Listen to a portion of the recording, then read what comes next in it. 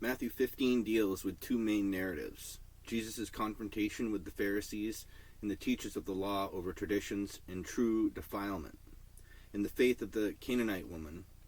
This chapter closes with Jesus healing many and feeding the 4,000. These stories highlight themes of purity, faith, and inclusivity of Jesus' ministry. Traditions versus commandments in Matthew 15, 1-20. In the first section, the Pharisees and scribes question Jesus about his disciples not following the tradition of ceremonial hand-washing.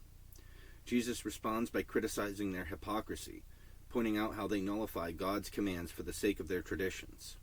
He quotes Isaiah saying, "These people honor me with their lips, but their hearts are far from me." Matthew 15, verses 7-9 say, "You hypocrites, Isaiah was right when he prophesied about you. These people honor me with their lips, but their hearts are far from me. They worship me in vain. Their teachings are merely human rules."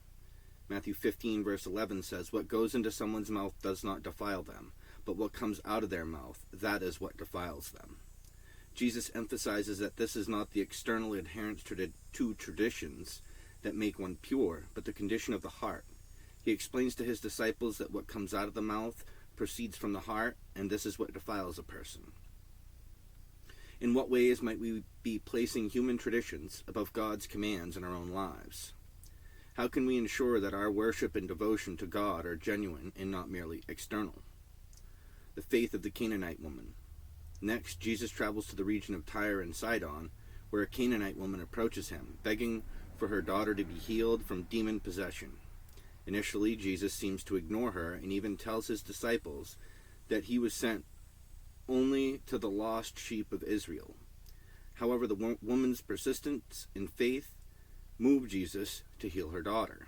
Matthew 15, 26-28 says, "He replied, 'It is not right to take the children's bread and toss it to the dogs.' 'Yes, it is the Lord,' she said. 'Even the dogs eat the crumbs that fall from their master's table.' Then Jesus said to her, 'Woman, you have great faith. Your request is granted.' And her daughter was healed at that moment."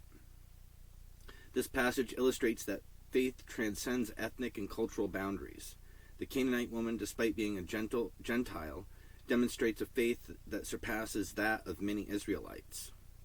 How do we respond when we feel ignored or dismissed in our prayers and pleas to God? What can we learn from the Canaanite woman's persistence in faith? Jesus heals many and feeds 4,000.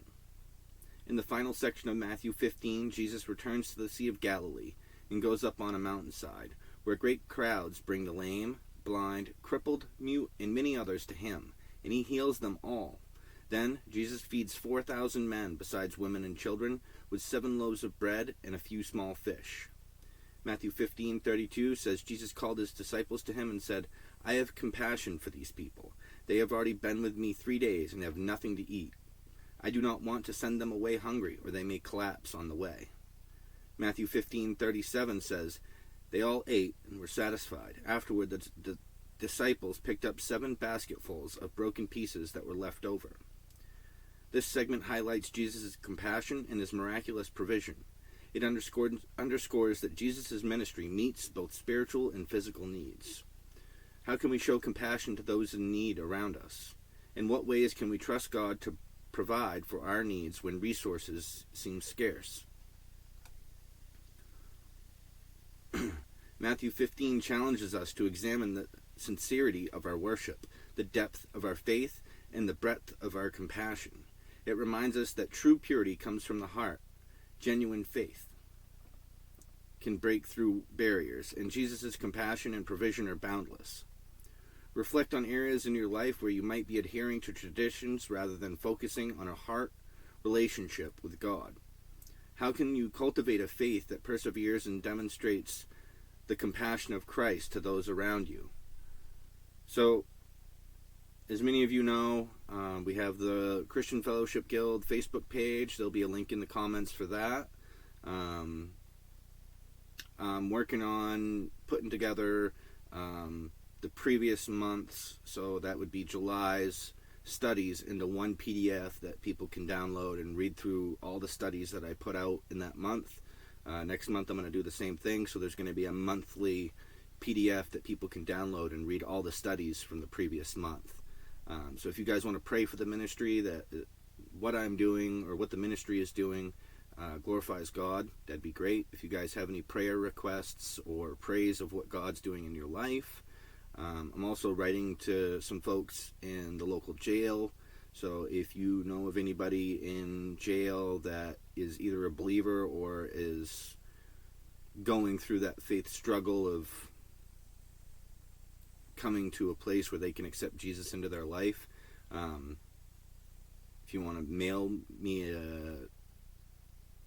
a stamped envelope, and I'll write to either your person or somebody in our local community that's in jail, just somehow message me either on Facebook or YouTube. I believe my email is available on my YouTube. If not, I'll put it in there so that you guys can contact me. Until next time, you guys have a blessed day.